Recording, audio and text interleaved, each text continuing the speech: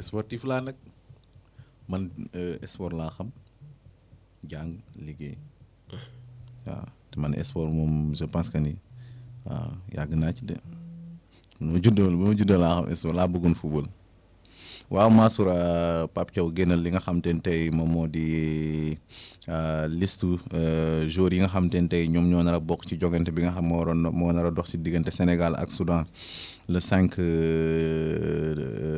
fële ca stade Maître Abdoulaye Wade bu Diamniadio mais aussi ci ak le 9 fële ca Congo mu nar a nekk nag ñaari jogante ca Koulounaya voilà mu nar a nekk nag ñaari jogante yoo xam ne yu décisif la. parce que maa ngi jégalu monsieur le ministre ne woon na bu ñu utiliser te loolu moo yooyu. waaw Koulounaya. ay Koulouna ak ay roj jam ak ay affaire yooyu. dinañ ko utiliser de. tere woon na wa de langage yooyu ñoo gën a violent. baa ngi tuddee leen ay Koulouna rek parce que ñoom lu nekk la ñuy yàq ci réseau yi. congolais yi mais Koulouna yi fa lañ dëkk sax. waaw mais Koulouna yi fa lañ dëkk tamit waaw moo tax du ñu may dara. léegi nag mu nar a nekk ñaari jongante yoo xamante ne tey yu décisif la parce que tey jongante yooyu Sénégal il faut que mu gagné ñaari match yëpp pour mën a dem fële ca coupe du monde 2026 ba. voilà di xewe fële ca Mexique États-Unis ak Canada. effectivement léegi nag liste ba nag nii la tëddee ci gardien yi Edouard Mendy Mori Diaw ak Yehwan Diouf ñooñu mooy ñetti góol yi nga xamante ne tey Pape Thiaw ñoom la retenir ci défenseurs yi Kalidou Koulibaly Abdoulaye Seck Abdou Diallo Moussa Niakhaté Ismaïla Jacobs El Hadji Malick Diouf Antoine Mendy ak Moustapha Mbow ci milieu terrain yi Idrissa Gana Gueye Lamine Camara Habib Diarra Pathé Ciss Pape Gueye Crépin Diatta Cheikh Niass ak Pape Matar Sarr ci attaquant yi nag le retour très attendu de notre ñanco national Sadio Mané Fawzeyni Nicolas Jackson Ismaïla Sarr Iliman Ndiaye Chérif Ndiaye Boulaye Dia Cheikh Tidiane Sabali Mansour loolu mooy liste bi léegi fooy dugg ak man. Pape am na il a du pain sur la planche. waaw vraiment daal di boulot de. am na li coach yëpp bëgg mooy benn effectif. bu baax. est-ce qu'il saura les gérer ou pas. mais en tout cas ce sont des joueurs de calibre mondial sincèrement. kenn koo ci lim rek àdduna ñëpp xam nañ ko kenn koo ci lim jaay na destination Sénégal. te soo xoolee 90% wu effectif bu mu yor ni aujourd'hui voilà dañuy def ay performances yoo xam ne tey yu extraordinaire la. da ngay dem au milieu kenn rek moo ci trentenaire presque. waaw kenn rek moo ci trentenaire muy. Idrissa Gana Gueye il a 32 ans. il a 32 ans. Lamine Camara il a 21 22 ans. Habib Diarra 21 ans. non moom rek moo ci trentenaire. c'est ça moom rek moo ci trentenaire. après. Idrissa Gana Gueye rek. donc moo ci trentenaire. en attaque aussi Sadio Mané rek moo ci trentenaire. effectivement en défense xëy na Abdoulaye Seck ngay lim Kalidou Koulibaly ak Abdou Diallo. ak Abdou Diallo après le reste. c'est aussi ay jeunes lañ. ay jeunes lañ. ci gardien yi ñoom itam. Mendy rek. Mendy rek moo fay trentenaire. mais Mendy am na concurrent aussi. Yehwan Diouf vraiment. voilà séeréer bi. début de saison bu muy def à Nice. waaw mais continuité saison passée la c'est époustouflant vraiment. continuité saison passée la ak waaw c'est ça ak Reims. voilà Reims bi nga xam te ne tey dafa wàcc en D2 française mu dem Nice daan ni ko coppet ni ñoo ko gën a soxla actuellement mu fay def ay performances yoo xam te ne tey yu extraordinaire la en tout cas Mendy il a un concurrent très sérieux. de taille. waaw donte moom il s'est imposé fële ci. waaw moom tamit aussi il s'est imposé fële ci Saudi Pro League le capitaine de Al Hilal. voilà récemment rek ñoom ñoo éliminé fële ca coupe Arabie Saoudite ba ki nga xam te ne moom moo di Al Nassr ñoom Sadio Mané ñi ñoo ko jël waaw ñoom ñoo éliminé Al Nassr ci final bi. voilà Mendy tamit aussi moom tamit voilà depuis bu mu demee fële ca Saudi Pro League bi vraiment retrouvé waat na li nga xam te ne tey moom moo di sensation yi nga xam te ne tey amoon nañ ko mais loolu dafay wane rek un joueur il a besoin de compétition. c'est ça vraiment ku ci compétir di nga nekk Sadio Mané on a beau le critiquer mais il continue à performer vraiment. bu dugalul ma ngay paas. bu dugalul ma ngi ca paas dee. waaw bu dugalul ma ngay paas. voilà xam nga tey la performance d'un jour li koy déterminer mooy la compétition. effectivement voilà joueur bu la ëpp compétition voilà moo la ëpp chance pour performer parce que tamit aussi voilà kii football ak ki footballul mënuñoo yem. voilà kii football ak ki football ki am 10 matchs ci tànkam mënul yem ak ki nga xam te ne tey ñaari match ba ñetti match la am ci tànkam bu ñu dajee rek différence bi day feeñ bu ñu footballee rek nga xam ni kii nii mën na koo bañ a dàq football mais dafa am lu mu ko ëppalee.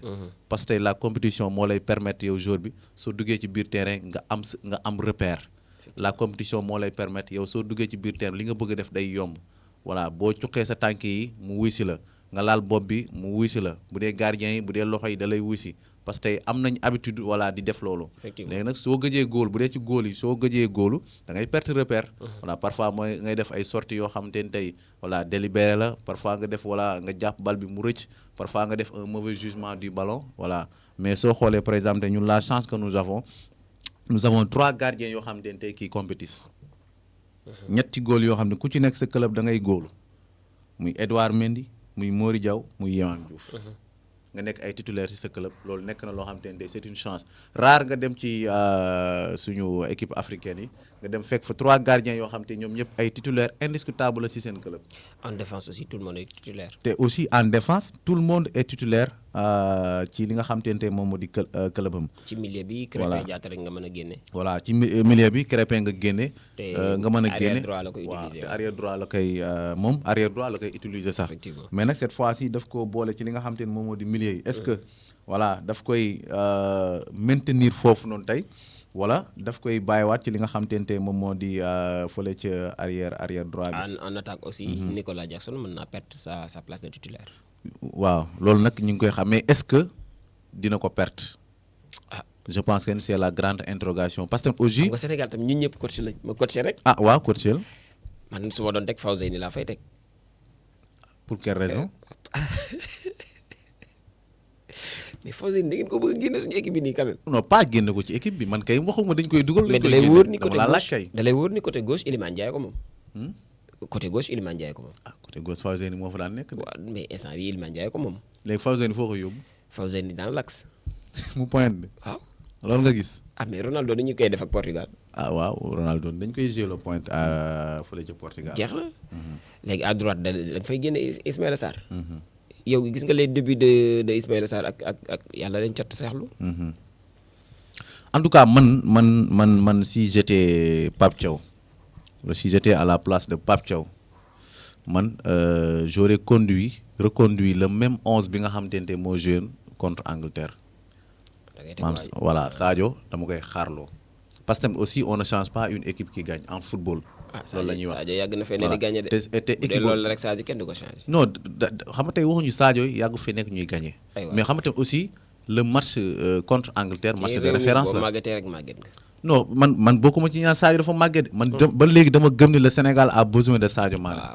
mais en son absence nag dañoo teg équipe boo xamante ne tey ñun ñëpp dañoo d'accord ni voilà Sénégal football bii la soxla. mais à son absence aussi hormis Iliman Ndiaye l'attaque manquait de créativité sincèrement. mais pas face à l'Angleterre tamit. parce que tey voilà. Angleterre c'est une équipe joueuse. waaw mais face à une équipe qui défend par exemple xam nga ne yow loolu bokkul. équipe buy défendre ak équipe buy football yow xam nga ne équipe buy football moo gën a neex a mën a manœuvrer. waaw parce que dina football dina la bàyyi nga football. day créer espace. c'est ça. mais une équipe qui défend te Afrique 80% des équipes dañuy défendre. bloc bas la ñuy jouer moom. jeex na bloc bas la ñuy jouer. bu boobaa nag tu as besoin de joueurs yoo xamante ni individuellement am nañ capacité wu créer quelque chose. mais pourtant. mais palette technique bi Sadio Mané yor. ci kenn rek nga ko mën a wane suñu attaque bi wala ñaar te kenn ki compétir muy Nicolas Jackson ak Iliman Ndiaye. en dribble xam nga ne Ismaïla Sarr moom joueur de champ la. daw bi la gën a favoriser que 1 contre 1 yi. donc. tu as ça mais aussi tamit xam nga tey da ngay soxla ñaar yëpp. bloc bas tamit aussi soo ko bëggee déstabiliser il faut que tamit aussi nga am des excentrés yu percutants.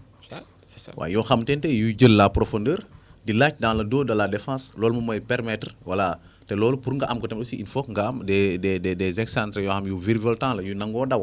voilà te comme lu nga wax parce que boo xoolee sur le plan de la technicité voilà bu ñu xoolee mën nañ citer ñaar ñi nga xam ñoo ëpp technique.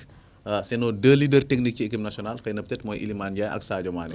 voilà te boo xoolee ñoom ñaar ñëpp voilà fi ñu gën a foore mooy ci côté gauche bi. effectivement waaw léegi nag moo tax Pape Thiaw il a du pain sur la planche est-ce que day indiwaat Sadio delloo ko fa mu nekkoon daal di choisir entre Nicolas Jackson Iliman Ndiaye ak Ismaïla Sarr daal di choisir kenn. mais Iliman mën nañ ko repositionner sax. waaw léegi nag voilà xëy na peut-être. ñaari mën nañ ko jàppale. bi njëkk mooy le manque de temps de jeu bu Nicolas Jackson parce que tey Chelsea daf ko écarté parce que daf ko teg ci li nga xamante ne tey moom moo di ci li joueurs yi ñu war a transférer. aujourd'hui Nicolas Jackson mi ngi négocier ak ay club. voilà mi ngi ci marché bi wax sax au côté du Bayern. mais ba léegi doon wax Bayern mais aujourd'hui je pense que ni les dernières informations yi ñu mujjee am xëy na peut-être Newcastle la gën a jege. effectivement parce que tey Newcastle doo xoolee ñoom tamit aussi ils ont besoin d'un attaquant voilà pour compenser li nga xamante ne tey un possible départ de Isaac. voilà léegi nag soo xoolee xëy na peut-être loolu tamit aussi Pape mën na ci sukkandiku. te su boobaa tamit aussi voilà il aura des arguments solides voilà pour mën ko défendre maanaam sukkandiku ci le manque de temps de jeu bu Nicolas Jackson. daal di indi ki nga xamante ne tey moom moo di Ismaïla Sarr mais aussi beneen bu koy dimbali mooy le repositionnement de Ismaïla Sarr fële ci Crystal Palace parce que boo xoolee Palace dafay jouer ak 2 attaquants Mateta ak Ismaïla Sarr. te depuis Ismaïla bi ñu ko repositionné muy jouer comme avant-centre ak Mateta da ngay gis ni Ismaïla il marque des buts. voilà il est décisif mais aussi tamit il est très efficace. léegi nag xëy na peut-être Pape mën na sukkandiku ci loolu léegi nag. jël Fawzeyni bàyyi ko côté gauche bi jël Iliman yóbbu ci côté droit bi daal di pointeloo ki nga xamante ne tey moom moo di Ismaïla Sarr mais tamit aussi bu boobaa day changé waat li nga xamante ne tey moom moo di son dispositif bi nga xamante ne indi woon na ko face à l'Angleterre te man dama jàpp ni en football voilà da ngay partir sur des acquis te wax dëgg fa neex yàlla contre Angleterre voilà am nañ fa ay acquis yoo xamante ne mën nañ ci sukkandiku mais aussi Pape amul foofu rek problème Mansour au niveau du milieu foofu tamit aussi voilà. tey par exemple tey la forme du mois de Idrissa Gana Gueye à Everton. la forme du moment de Pape Gueye à Villarreal. la forme du moment de Lamine Camara à Monaco. mais aussi la forme du moment de Pape Matar Sarr à Tottenham. am na koo fàtte. kan la Habib Diarra. mais aussi la forme du moment de Habib Diarra à Sunderland. Pathé Ciss sax mu nga tukkal. te Pathé Ciss aussi mi ngi tukkal. la Liga avec Rayo Vallecano. léegi nga am 6 milieux de terrain yoo 6 yi yëpp 6 yi boo doon gëmm kenn koo jël mën na jouer ci place keneen. effectivement léegi nag est-ce que Pape day reconduire le même trio bi mu tegoon contre Angleterre parce que tey quoi qu'on puisse dire tamit aussi voilà c'était très bénéfique pour notre équipe nationale du Sénégal wala boog est-ce que. voilà dafay amaat yeneen paramètres yoo xam ne daf koy dugalaat ci biir en tout cas voilà au niveau du milieu moom il a du pain sur la planche te mooy la may faral di wax rek voilà bu mu dof lu daal comme ni ñu koy waxee. waaw na xam ni tamit voilà na xam lu ñu ko waxul xam ni tamit Sénégal daa war a dem coupe du monde. maanaam Mansour nañu waxante dëgg ñu tollootuñ ci footballu Afrique fu ñu naan coupe du monde sans le Sénégal. duñ ko sax seetaan ko. waaw loolu moom. voilà te pour que ñu dem fa il faut que ñu gagné Soudan bii ba pare dem fekk ji Congo Kulunaay seen dëkk sonal nañ ñu trop ñu daal leen di gagné. waaw mu ngoog fa la ñuy jaaree Bara daal di tàggatoo jaajëfal.